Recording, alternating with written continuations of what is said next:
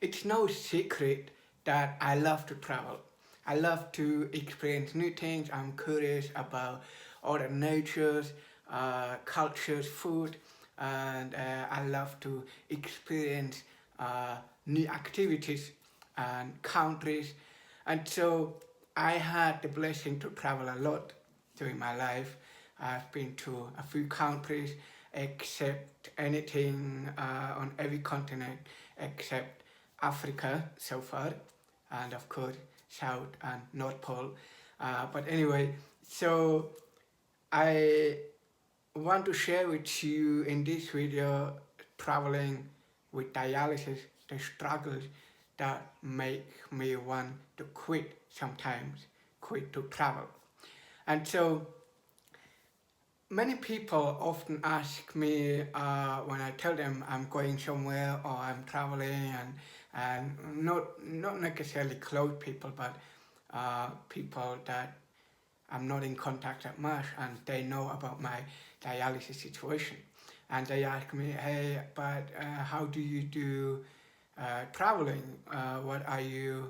Do you have to go to dialysis there? And I'm a little bit perplexed because for me it's an unlogical question. So I respond to them, well, you have to go to the bathroom as well as when you go on holiday. So there's no judgment here, but it's funny because when you are on dialysis, you don't urinate.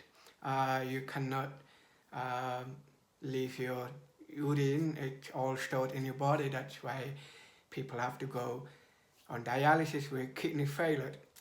Not everyone, some people have kidneys and they are still urinating a little bit.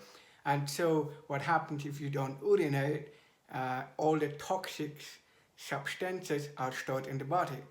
And if I would not go to dialysis during my travel, I will die within 5 to 7 days. My body will completely be toxicated. So this is a funny question, but sometimes it triggers me a lot. I'm like, well, do you even think about something? But anyway, no judgment here. So why is it that it makes me sometimes to quit? So basically, planning a dialysis in a foreign country or in another clinic is quite complicated because in today's time, luckily there are a lot of dialysis treatment around the world. Unfortunately, more and more people in this world have to do dialysis, and so there are more clinics.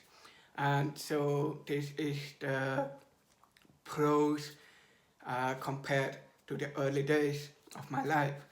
And so when, for example, in 1 week, I'm going, when you watch the video or whenever you watch the video, I might be in Gran Canaria on holiday.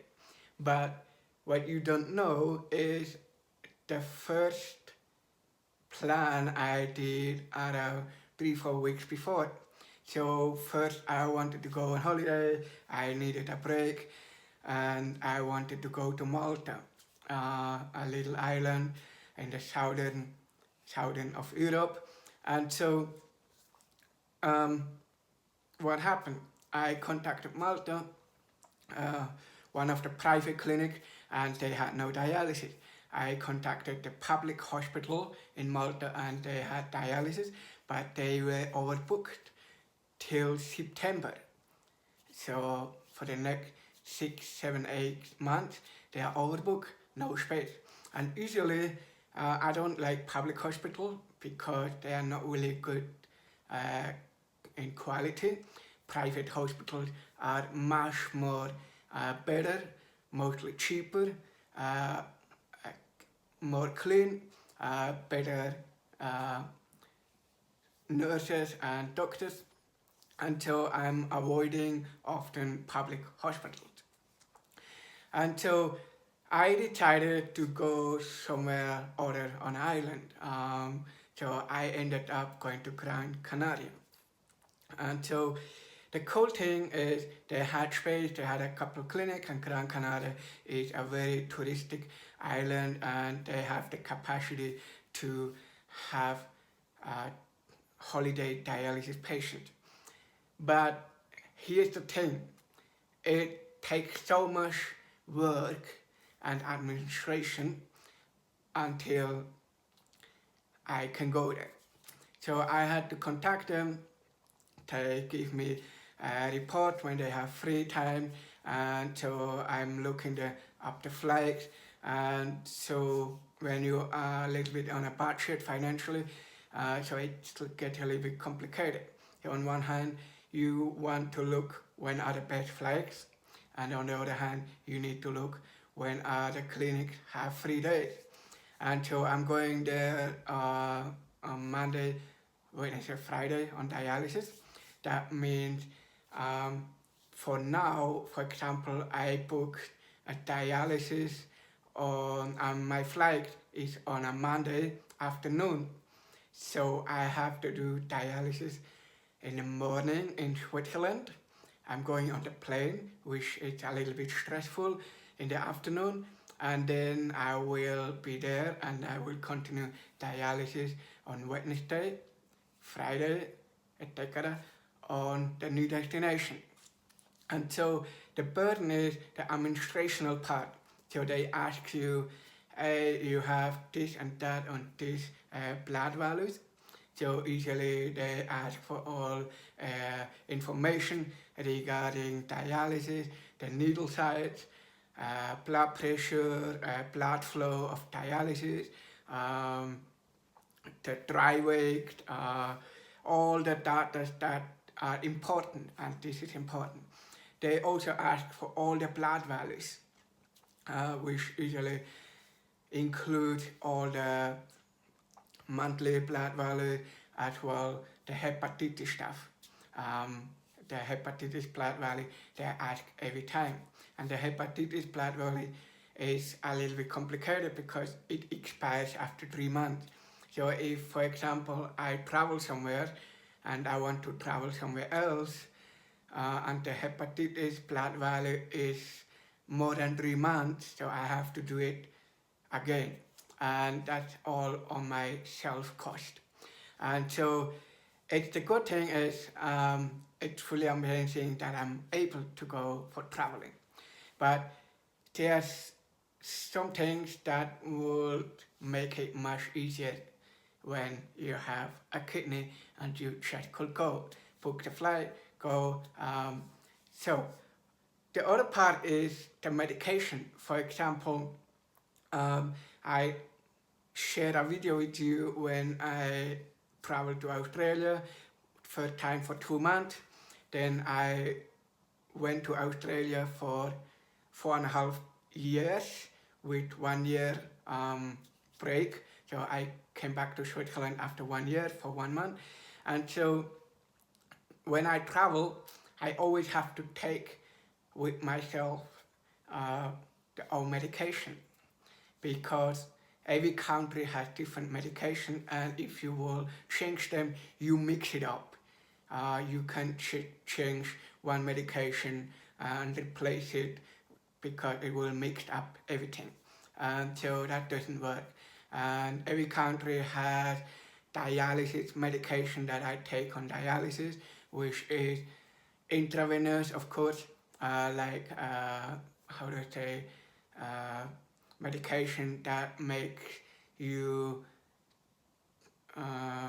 the blood not clotting, the blood heart.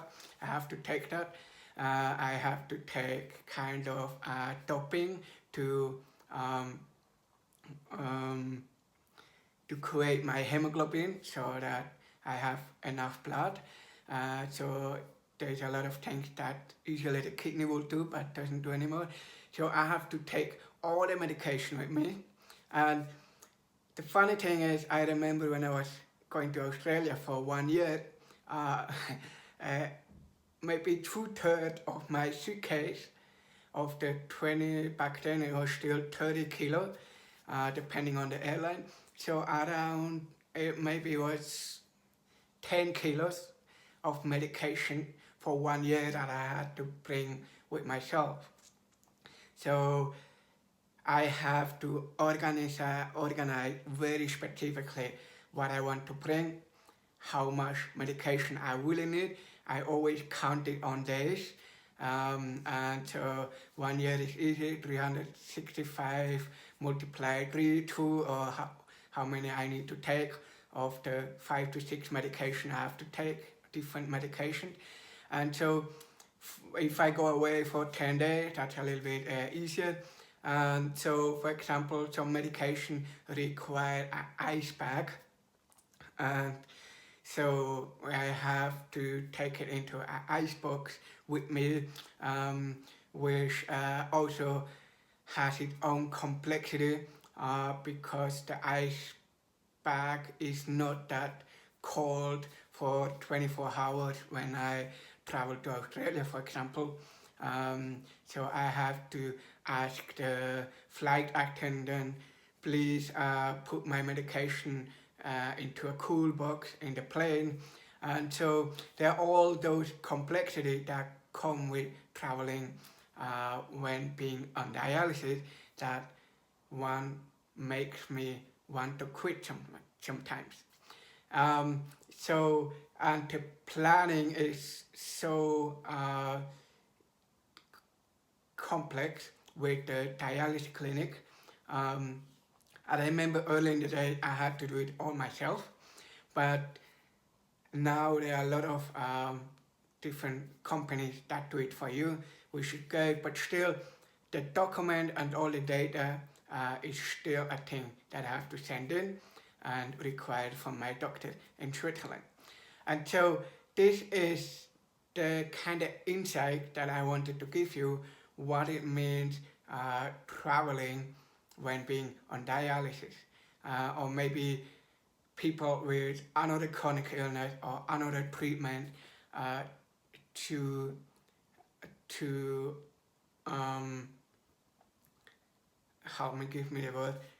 sensibilize a little bit the people that you might know. And traveling is not so I should go for everyone like it sounds like. Once everything is organized, at ease as well.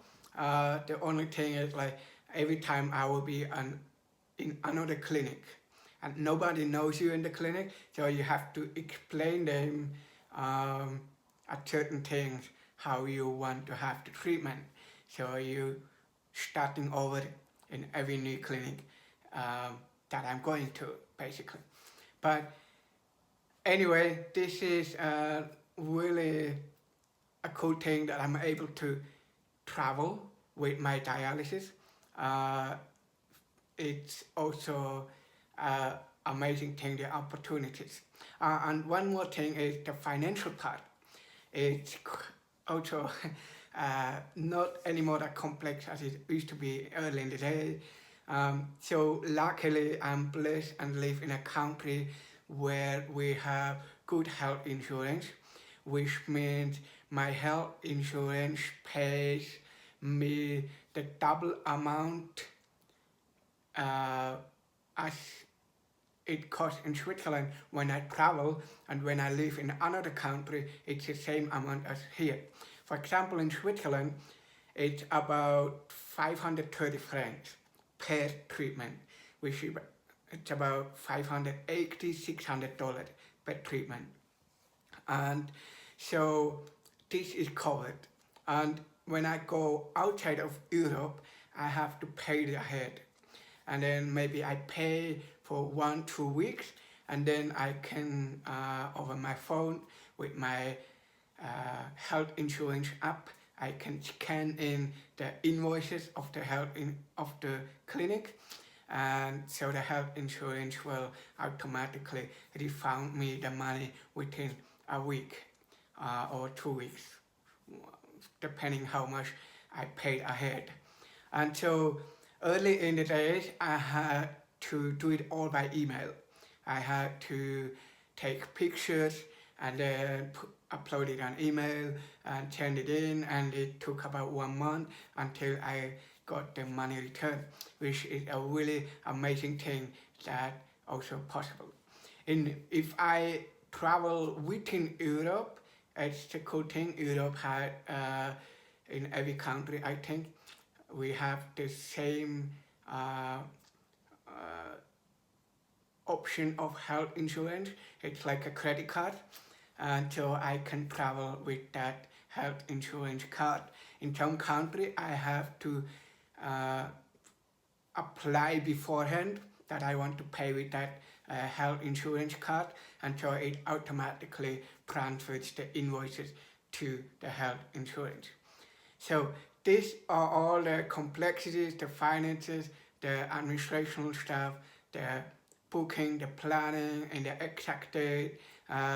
One more thing, maybe if I want to travel further, for example to Australia, I always have to look that I travel on the weekend, that I have 2 days time. Or if I want to travel a long distance, I have to look that to Bolivia one time, or the 3 times I went to Bolivia, I had to look that I travel on the weekend, so that I can have the last dialysis on Friday in Switzerland, travel for 2 days, and then be there on Sunday morning or Sunday night, and then on Monday I can go to the dialysis treatment where I in the other country or the destination. Okay, so this is it for today. Write me in the comment, what is your challenge in your travel? What is something that I maybe might not know about you? Maybe you don't struggle with any health issues, but maybe you have other things as a healthy person that is kind of frustrating you, or that is complicated for you to travel. Tell me that. Also write in a comment, hey, what is your favorite dream travel destination? I love you so much. That is it for today. Let it go and let it flow. And thank you so much for watching. I love you. Bye bye. Peace.